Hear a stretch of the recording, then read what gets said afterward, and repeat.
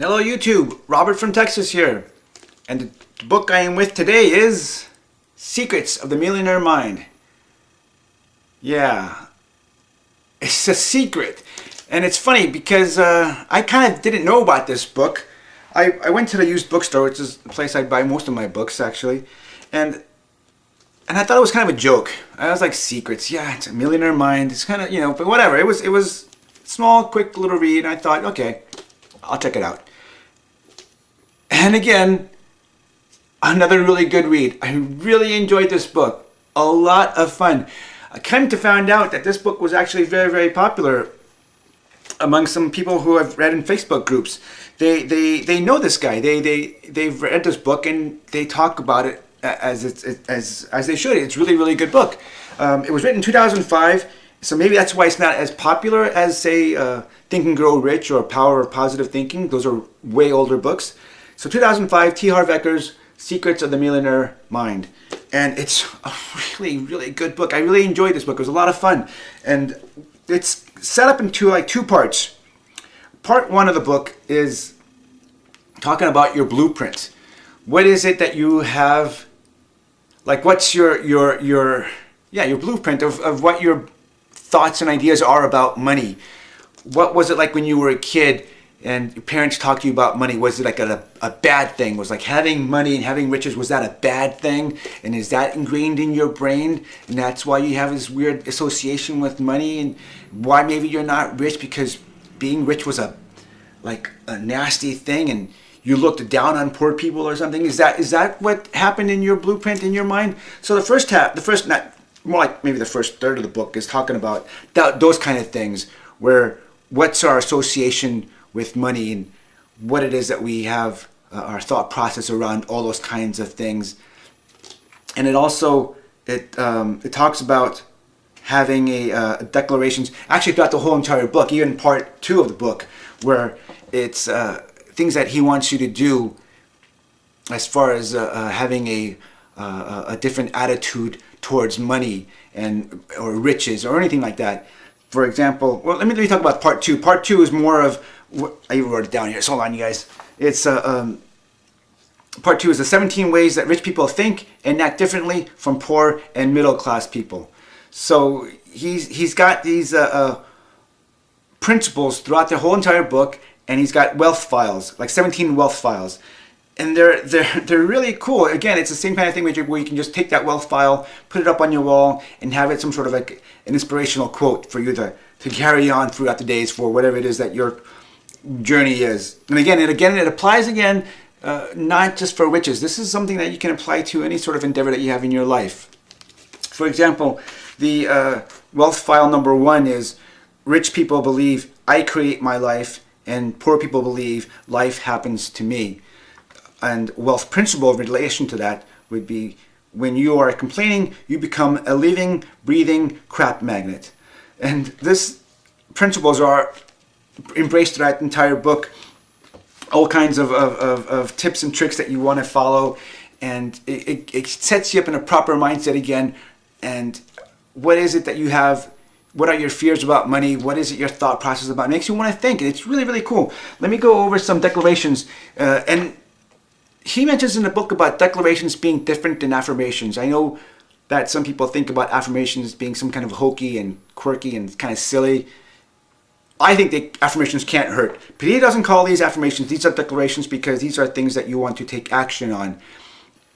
And he wants you to say these things with your hands over your heart, and after you say each one in the book, not in this list form, at the end of each one, you tap your head and you say, I have a millionaire mindset. So I did all these things. I did follow all the steps, and I'll just share with you some declarations. For instance, he's got here, my inner world creates my outer world. What I modeled around money was their way. I choose my way. My goal is to become a millionaire and more. I commit to being rich. I promote my value to others with passion and enthusiasm. I choose to get paid based on my results. I focus on building my net worth. I am an excellent money manager. And so these are just declarations, and he's got them listed out throughout the entire book, interspersed within each chapter, and you're supposed to say these to yourself out loud in front of a mirror, best, and hand over your heart, say them. I have a millionaire mindset after you're done saying them.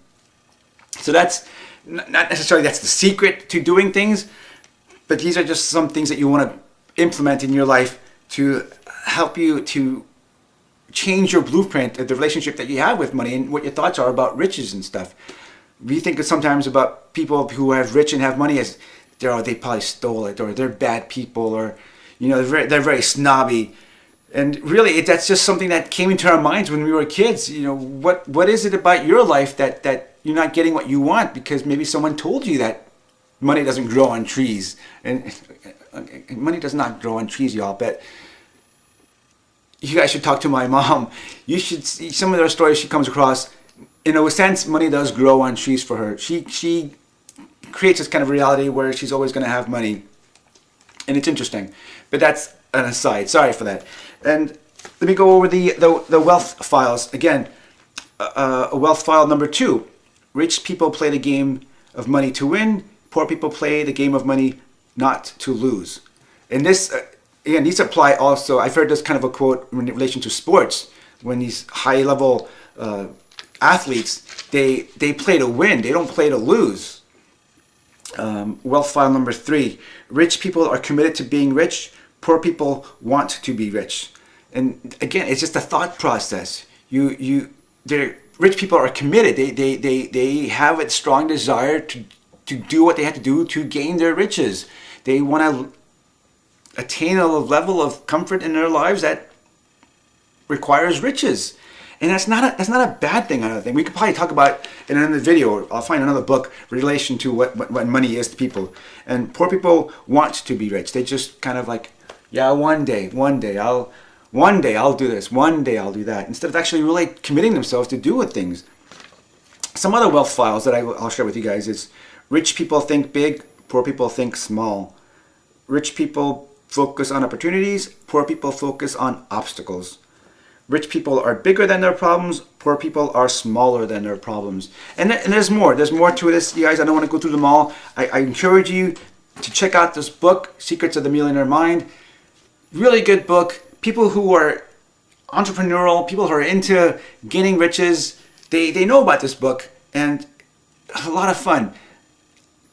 It's an eye-opening book, and it helps you to motivate you to get in there and do what it is that you want to do, even if it has nothing to do with gaining riches or earning money. And I recommend it. Secrets of the Millionaire Mind by T. Harv Eker. Check it out, you guys. Let me know what you guys think. Maybe you've already read it. I actually want to read this book again because it was really a lot of fun. And it's going to go in my library. All right, you guys. Hope you guys are having a good day, and I will talk to you later. So I bought this book at the used bookstore, and the very back last page, it says, "Love you." Isn't that the coolest thing, man? It says, "Love you." I thought that was so sweet. And then also I looked at the front page of the book. Had some weird scribbles on it. I'm like, what? Okay, but then I looked at it a little bit closer. You can see the scribbles? /heart. I think that's the dude's name. I think T. Harv Eker autographed this book. I thought that was cool too. I don't think he's the one that wrote "Love You," by the way, but still, I thought that was kind of cool. I would have kept this book if the author signed it. Anyways, that's all.